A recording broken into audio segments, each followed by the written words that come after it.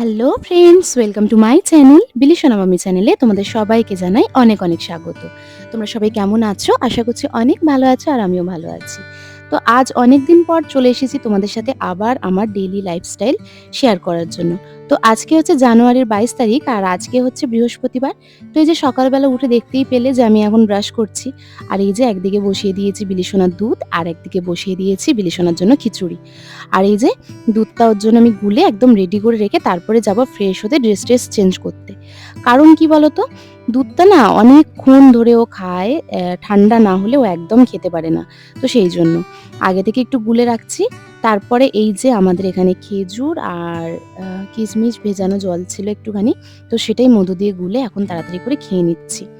আর কালকে রাত্রে আমি না একবার মেশিন চালিয়েছিলাম, তো চালিয়ে কিছু জামাকাপড় কেচে নিয়েছিলাম, তো সেইগুলো মেলার জন্যই চলে এসেছি ছাদে। যদিও দেখতে পাচ্ছ আমি কিন্তু এখনো পর্যন্ত পুরোপুরি ফ্রেশ হইনি। তো যেসব কাজকর্মগুলো বাইরের ছিল সেইগুলো কিন্তু ঝটঝট করে মিটিয়ে নিচ্ছি।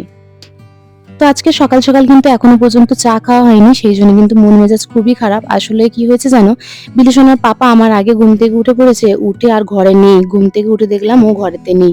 তো ঘুম থেকে উঠে ওকে যদি দেখতে না পাই আমার একদমই ভালো লাগে না, মনটা যেন কেমন একটা কুতকুত করে, যেন মনে হয় কোথায় চলে গেল। আর ঘুম থেকে উঠে ওর হাতে এক কাপ চা না খেলে তো আমার দিনটা যায়ই না, তোমরা তো সবাই জানো কথাটা। তো আমার একদম ভালো লাগছিল না, মনটা খুব খারাপ লাগছিল। তো তারপরে দেখো ছাদেতে আমার কি সুন্দর ফুল গাছগুলোয় ফুল ধরেছে, কি ভালো লাগছে না? বেশ বড় বড় কিন্তু, জানো তো। জানি না এই শীতকালটা কেটে যাওয়ার পরেও এই ফুলগুলো থাকবে কিনা। আমি তো এর আগে কখনো ফুল গাছ বসাইনি, কিন্তু বেশ ভালো লাগছে। আর দেখো আমার কিন্তু সেই পিটুনিয়া গাছটা একটা কিন্তু পিটুনিয়াও ফুটেছে, একটা নয় দুটো। আর আমার ছাদের অবস্থা দেখতে পাচ্ছ, ছাদের অবস্থা খুবই খারাপ। তার কারণ হচ্ছে আমাদের ঘরেতে মিস্ত্রি লেগেছে, ঘরের একটুখানি কাজকর্ম হচ্ছে আর কি। তো ছাদেতেই মশলা টশলা মাখাচ্ছিল, তাই বালি টালি ঢালা পড়ে আছে। এই দেখো, দেখেছো আমাদের এইগুলো কিন্তু সব একদম ইট দেখা যাচ্ছিল, মানে সিমেন্ট করা ছিল না। তো সেইগুলোই সব সিমেন্ট করা হলো। আর এই যে প্লাই এনে রাখা হয়েছে, আর দেখো নিচেতে প্লাই কাটা হচ্ছে, দেখেছো মিস্ত্রি এসছে।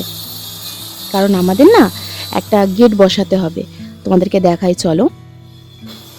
এই দেখো এই সামনেটা, চারদিকের কাঠামোটা কিন্তু বানানো হয়েই গেছে, শুধু গেটটা লাগালেই হয়ে যাবে। আর ওপর দিকটা একটু কাঁচ বসাতে হবে। তো সেই সবই কাজ টাজ হচ্ছে। তো সেই জন্য কিন্তু ঘরদোর খুব বাজে পরিমাণে একদম নোংরা হয়ে আছে। তো তারপরে এই যে ফ্রেশ হয়ে একদম ড্রেস চেঞ্জ করে চলে এসেছি ঘরেতে। আর এসে সবার আগে চুল টুল আঁচড়ে নিচ্ছি, আর এখন একটুখানি স্কিন কেয়ার করে নেব। আর সারাদিনে না এখন যদি একটুখানি টাইম বের করে স্কিন কেয়ারটা না করি, সারাদিন একটুখানিও টাইম পাবো না। সেই যতক্ষণ না স্নান করে আসবো তার আগে কিন্তু কোনো সময় হবে না। আর তারপরেই চলে এসেছে আমার একটা ফোন। আমি তো পৃথিবীর দ্বিতীয় ব্যস্ততম মানুষ। প্রথম ব্যস্ততম হচ্ছে বিলিসোনার পাপা, আর দ্বিতীয় হচ্ছে আমি। একটু মজা করলাম আর কি। তো যাই হোক, আমার কিন্তু ফোনে একদমই ফোন আসে না সারাদিনে। আমার ফোনেতে বড্ড জোর ১ থেকে ২ বার ফোন আসে, যদি বিলিসোনার পাপা করে তো ভালো, আর না হলে হয়তো মা করে। নাহলে কিন্তু আমার খুব একটা ফোন আসে না, খুব দরকার না থাকলে বা প্রোগ্রাম না থাকলে। প্রোগ্রাম থাকলে হয়তো ফোন করে সব ডান্সাররা, যে তৃষাদি কি ড্রেস নেবো বা কিছু কোনো প্রয়োজন থাকলে। নাহলে কিন্তু আমার খুব একটা ফোন আসে না। তো এই যে সকাল সকাল সুন্দরভাবে একটু স্কিন কেয়ারটা করে নিলে সারাটা দিন নিজেকে যখনই দেখবো আয়নাতে একটু দেখতে সুন্দর সুন্দর লাগবে, আর মনটা কিন্তু আরও ভালো হয়ে যাবে, জানো তো। আমার কিন্তু বেশ ভালো লাগে নিজেকে একটু সুন্দর দেখতে। আসলে আমি বাড়িতে থাকলে একদমই, মানে কি বলবো, একদমই একটু মেকআপ ইউজ করি না, কাজল টাজলও লাগাই না এমন আর কি। কিন্তু বাইরে গেলে তো সাজগোজ করতেই হয়। তো ওই জন্য ঘরেতে না নিজেকে এতটা ট্রিটমেন্টে রাখতে হয় যাতে সবসময় দেখলেই সুন্দর লাগে। তো এই যে সকালবেলা একটুখানি সানস্ক্রিমও লাগিয়ে নিচ্ছি। আর বিলিসোনাকে কিন্তু খাবার দাবার খাইয়ে দিয়েছি। মোটামুটি আমি ফ্রেশ হয়ে আস্তে আস্তে ও গল্প করতে করতে, মানে ওই পাশের বাড়ির বাচ্চাগুলো এসেছিল, ওদের সাথে খেলতে খেলতে কিন্তু দুধ টুধ খেয়ে নিয়েছে, নিয়ে ওদের সাথে একটুখানি খেলতে চলে গেছে। আর দেখো বন্ধুরা, সকাল সকাল গরম গরম আলুর দম, আর তার সাথে এই যে রুটি আর একটু পিঠে চলে এসছে। পাঠিয়ে দিয়েছে হচ্ছে আমার বড় ননদ। বড় ননদদের বাড়িতে আজকে এইসব রান্না হয়েছিল সকালে টিফিন, তো আমাদের জন্য কিন্তু পাঠিয়ে দিয়েছে। ওদের বাড়িতে যা কিছু ভালো মন্দ রান্না হয় বা কিছু যেমনই যা কিছু হয়, মোটামুটি রোজ দিনই আমাদেরকে কিন্তু পাঠিয়ে দেওয়ার চেষ্টা করে, যেহেতু আমরা তো দুটো মানুষ। তো সেই জন্য ওদের হয়তো একা একা খেতেও ভালো লাগে না, তো সেই জন্য কিন্তু মাঝে মধ্যেই পাঠিয়ে দেয়। তো যাই হোক, এখন সকাল সকাল খাওয়া দাওয়া করে নিয়েছি, চা খাওয়া হয়নি তো কি হয়েছে, রুটি আলুর দম খেয়ে নিয়েছি, তার সাথে একটা পিঠেও খেয়ে নিয়েছি, নিয়ে আর লেগে পড়েছি একদম ঘর সংসারের কাজে। ওইদিকে ভাতটা বসিয়ে দিয়েছি। তোমরা তো জানোই সকাল হলেই আমাকে আগে ভাত বসাতে হয়। বিলিশনার খিচুড়িটা নামিয়ে দিয়ে আগে ভাতটা বসিয়ে দিয়েছি আমাদের, আর বাসন-টাসনও সব মেজে নিয়েছি। তো এখন চলে এসেছি একটু বিছানাটা সুন্দর করে ঝেড়ে-টেড়ে পরিষ্কার করে নিই। আসলে সারাদিনের মধ্যে এই বিছানাটা একবারই তো পরিষ্কার হয়, আর হয়তো সন্ধ্যের দিকে আরেকবার হয়। কখনো হলেও হয়, না হলে না হয়, কি আর বলবো। তো যাই হোক, তো বিছানাটা পরিষ্কার থাকলে না দেখতেও খুব ভালো লাগে আর মনটাও বেশ ভালো থাকে। আর ওই যে তোমাদেরকে আগে একদিন বলেছিলাম যে আমার কিন্তু বিছানা আবার একটু টান করে চাদরটা পাতা না থাকলে ঠিক মনটা ভালো লাগে না, মনটা যেন কুতকুত করে।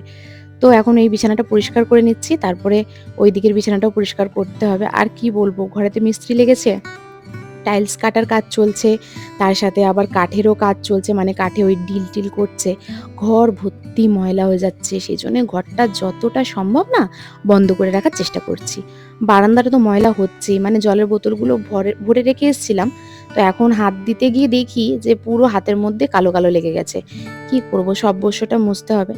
এখন তো কয়েকদিন কাজ চলবে, মোটামুটি সিমেন্টের কাজটা মিটে গেছে, কিন্তু কি বলতো, কাঠের কাজটা এখনো কয়েকদিন চলবে। ওই যে সিমেন্টগুলোতে এখন জল টল দিতে হচ্ছে, কিন্তু কাঠের কাজটা এখনো প্রায় 2-3 দিন কি তারও বেশি চলতে পারে। সবে মানে চারিদিকে কাঠামোটা লাগানো হয়েছে, এখনো পাল্লা লাগানো হবে, তার উপরে সানবাইকা লাগানো হবে, গেটটা পুরোপুরি ডিজাইনটা কমপ্লিট করা হবে, প্রায় 3 দিনের মতন লাগবে হয়তো। ওরা তো সকালে ওই 9টার দিক করে আসে, আর বিকেলবেলা 4টে 4:30, মানে হাতের কাজটা শেষ করে 4টে 4:30 দিক করে চলে যায়।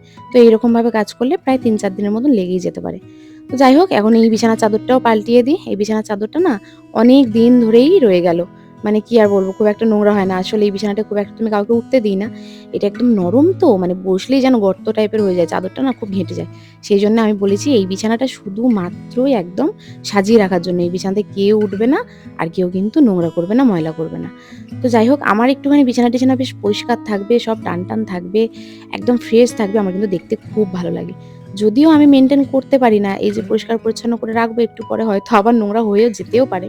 কখন বিলিশোনার মন হলো, বিছানার মধ্যে উঠে দুম করে একটুখানি নেচে নিল, আর এদিকে সব নোংরা হয়ে গেল। বকুনিও শুনলো আমার কাছে, কিন্তু কি আর করবো, বাচ্চা মানুষ, ও তো করবেই। ও করবে না তো কে করবে, আমরা কি আর করতে পারি? তো যাই হোক, চলো ঝটঝট করে পরিষ্কার করে নিই। তোমাদের সাথে কথা বলতে অনেকটাই হয়ে গেল, এদিকে পরিষ্কার, আমার বিছানা তোলাও হয়ে গেল, আর ওদিকে কিন্তু রান্না-বান্নার জোগাড় করে নিয়েছি। তো চলো। তো বন্ধুরা, এই যে রান্না হচ্ছে ফুলকপি আলুর তরকারি। এখন এই যে মশলা আর টমেটো দিয়ে কষাচ্ছি সুন্দরভাবে।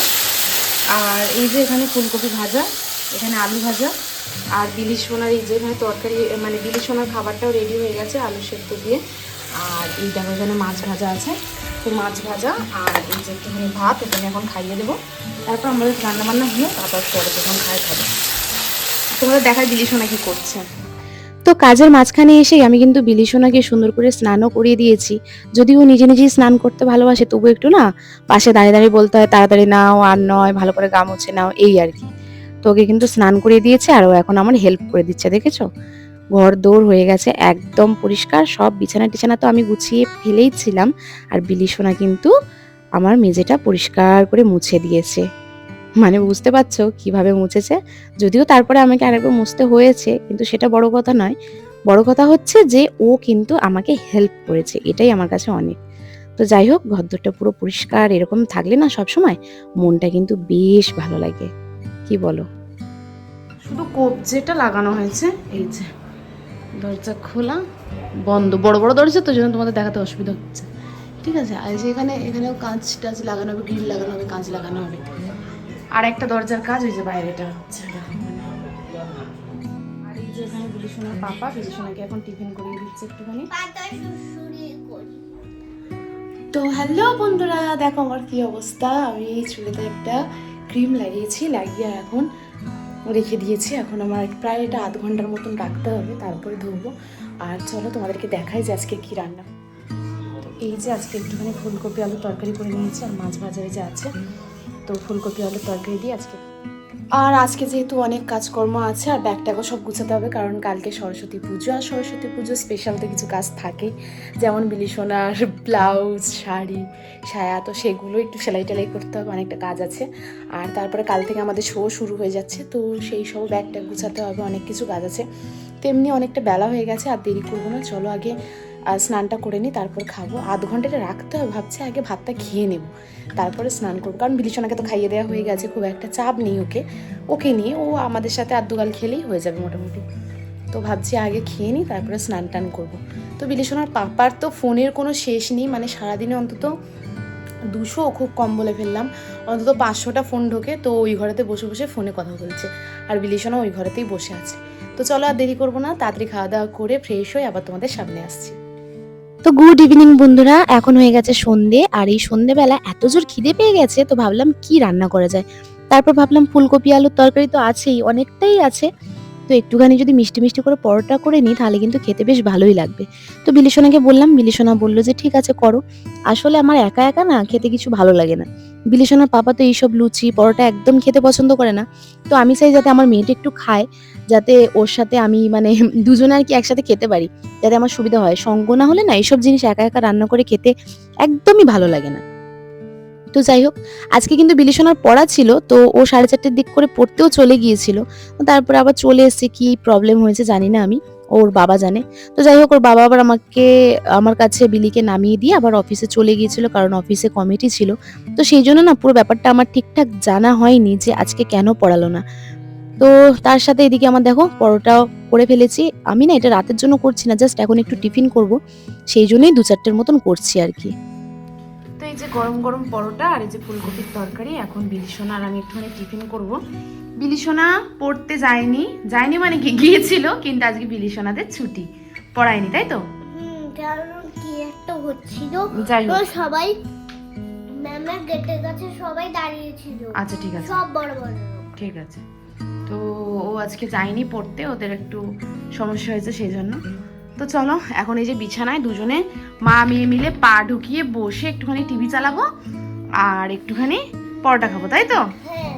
আর দেখে না এখন বাজে হচ্ছে 6:45, মানে আমার ঘড়ি যদিও 10 মিনিট ফাস্ট আছে, ওই 6:30টার একটু বেশি হবে। তো চলো, তো তারপর এখন বাজে হচ্ছে প্রায় 7:45টার মতন, আর দেখতেই পাচ্ছ আমরা বেরিয়ে গেছি একটুখানি বাজারে।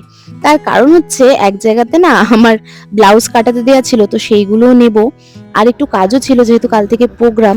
তো সেই জন্য একটুখানি বেরিয়েছিলাম কিছু প্রয়োজনীয় জিনিস কিনতে।